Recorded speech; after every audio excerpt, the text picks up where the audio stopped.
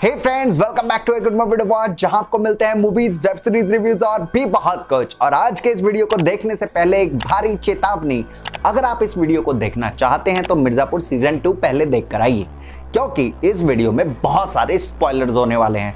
तो ये वीडियो उन लोगों के लिए बिल्कुल नहीं है जिन्होंने मिर्जापुर सीजन 2 अभी तक नहीं देखा है, क्योंकि यहां पर स्पॉयलर्स मिलने वाले हैं। अगर आपने ये वीडियो देख लिया, सीजन 2 देखा नहीं हुआ है तो सब कुछ पता लग जाएगा।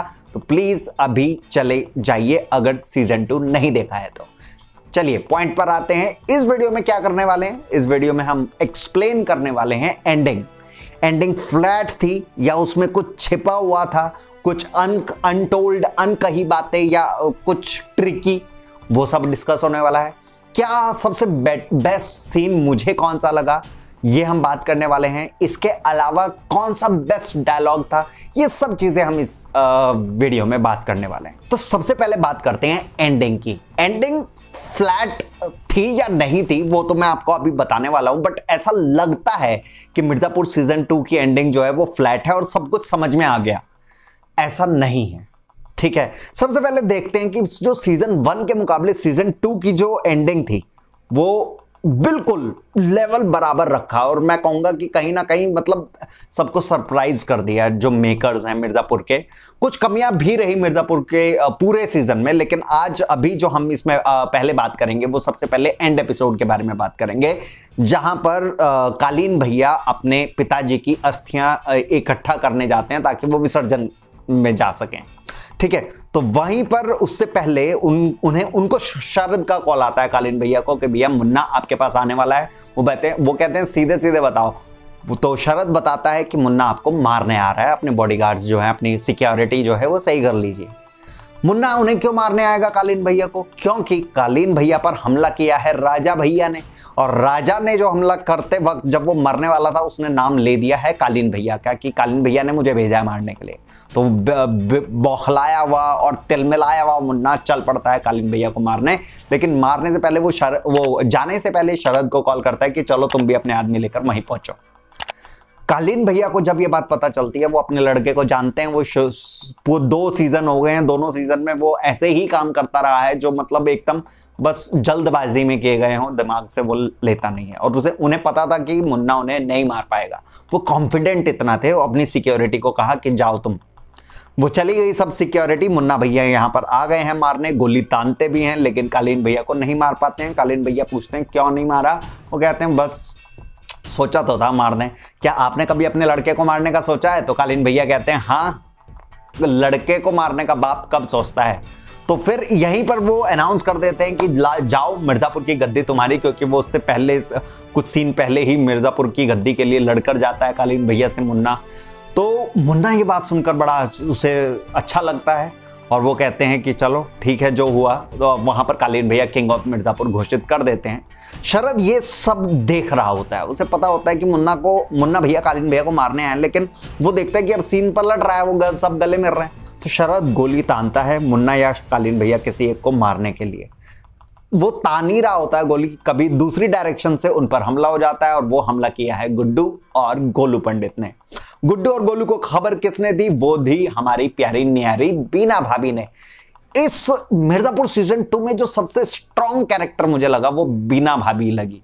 जैसे रावण की लंका को विभीषण ने ढाया था सारे राज बताकर राम जी को, ऐसे ही जो यहां कालीन भैया की जो मिर्जापुर की गद्दी है उसको गिराने का काम किया है बीना ने। तो बीना सारी इंफॉर्मेशन बता देती है कि इस टाइम सबसे वीक है कालीन भैया, आ जाओ। तो वो गुड्डू और गोलू हमला कर रहे होते हैं। इसी हमले से बचते बचाते मुन्ना को गोली लग जाती है। कालीन भैया उसको और बचाने के पीछे ले जाने की कोशिश करते हैं, तभी गुड्डू और गोलू निशाना तान देते हैं। एक गोली मुन्ना को, एक गोली कालीन भैया को। कालीन भैया दूर जाकर गिरते हैं मुन्ना के झटके से, और मुन्ना भी वहीं गिर जाता है। तो गुड्डू और गोलू उन्हें खत्म करके मुन्ना को अपना बदला लेते हैं। ये ऐसा लग रहा है कि बहुत बढ़िया फ्लैट सब चीजें चल रही हैं, ऐसा मुझे भी लगा था। तभी शरद आता है और शरद अपने आदमियों से कहता है कि हमला कर दीजिए। तो गुड्डू और गोलू पर गोलियां चलने लगती हैं, वो उस हमले को प्रोटेक्ट कर रहे होते हैं अपने आप को। इसी बीच में कालीन भैया को निकाल कर शरद ले जाता है अपनी गाड़ी में ले जाकर। ये बिल्कुल वैसा ही लगा मुझे जैसे सीजन 1 में गोलू और डिम्पी गुड्डू भैया को निकाल ले जाते हैं सब क्यास के बीच में, ऐसे ही शरद जो है वो निकाल ले गया है कालीन भैया को। तो सीजन 3 में बहुत मजा आने वाला है।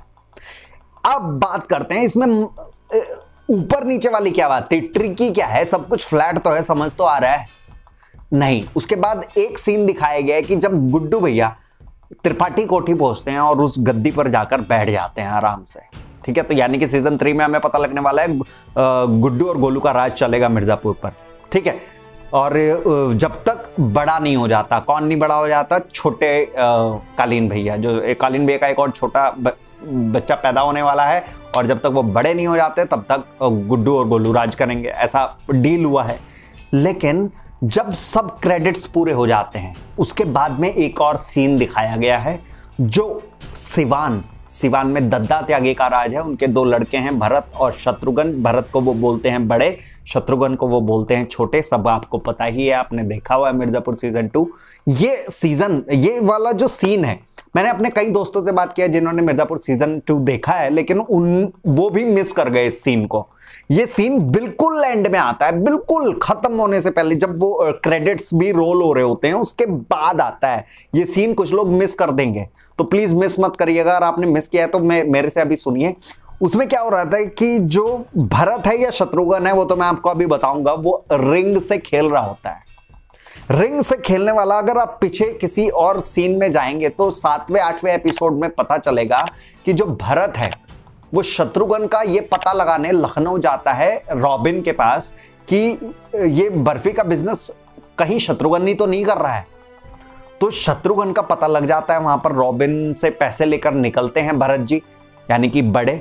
और जब उन्हें पता लग जाता है अच्छा उनका ही भाई है, तो वो अंगूठी से खेलने की आदत है उनकी, ठीक है। तो वहां पर खेलते हैं, वो मैंने सीन नोटिस किया। उसके बाद एंड सीन पर आ जाओ, जो बिल्कुल एंड में दिखाया है, उसमें भरत है या शत्रुघ्न वो अंगूठे से खेलने की कोशिश करता है, तभी अंगूठी गिर जाती है, यानी कि he is not perfect with the ring game, ठीक है। तो गिर जाती है, यानी कि बड़े की डेथ हो गई है, छोटे बच गए हैं। और दद्दा त्यागी को यह लगा कि छोटे जो हैं वो मर गए और बड़े बच गए हैं। तो ये बड़ा खतरनाक वाला एक छोटा सा ट्विस्ट इन्होंने दिया है, जो सीजन 3 में जाके बहुत बड़ा होने वाला है। कौन सा सीन सबसे ज्यादा बेस्ट, कौन सा बढ़िया सीन लगा मुझे, वो मैं आपको बताता हूं। सबसे बेस्ट सीन कौन सा लगा? सबसे बेस्ट सीन मुझे लगा जब बाबूजी की डेथ होती है, बाबूजी को मारा जाता है। 2 औरतें मकबूल मिलकर बाबूजी को खल्लास कर देते हैं। दिस वॉज द बेस्ट और पावरफुल सीन। बीना अपना बदला लेती है बाबूजी को मार के, वो मुझे बहुत ही बढ़िया लगा। तो आपको कौन सा सीन सबसे बढ़िया लगा उसके बारे में मुझे बताइएगा। जो मिर्जापुर की जो स्टोरी एंड हुआ है, वो लास्ट वाला क्रेडिट सीन आपने देखा है या नहीं देखा, उसके बारे में भी मुझे बताइएगा। तो ये थी हमारे मिर्जापुर सीजन की एंडिंग। फ्लैट थी या इसमें ट्विस्ट था, वो सब आप डिसाइड करिए, मेरा काम था आपको बताना। अब आप क्या कर सकते हैं, जो लोग इस चैनल पर बिल्कुल नए हैं, इस चैनल को सब्सक्राइब करना मत भूलिएगा, वीडियो को लाइक और शेयर भी जरूर कीजिएगा। कमेंट बॉक्स में आप अपनी राय हमें देना मत भूलिएगा। मेरा वीडियो आपको कैसा लगा, एंडिंग एक्सप्लेन कैसा लगा, आपकी तरफ से कोई सजेशन हो, फ्यूचर सजेशन, चैनल को लेकर कोई सजेशन हो, तो प्लीज हमें दीजिएगा, हमें इसकी जरूरत है। तो मैं मिलता हूं आपको अगले एक नए वीडियो में एक नई इंफॉर्मेशन के साथ। तब तक के लिए दोस्तों बाय बाय।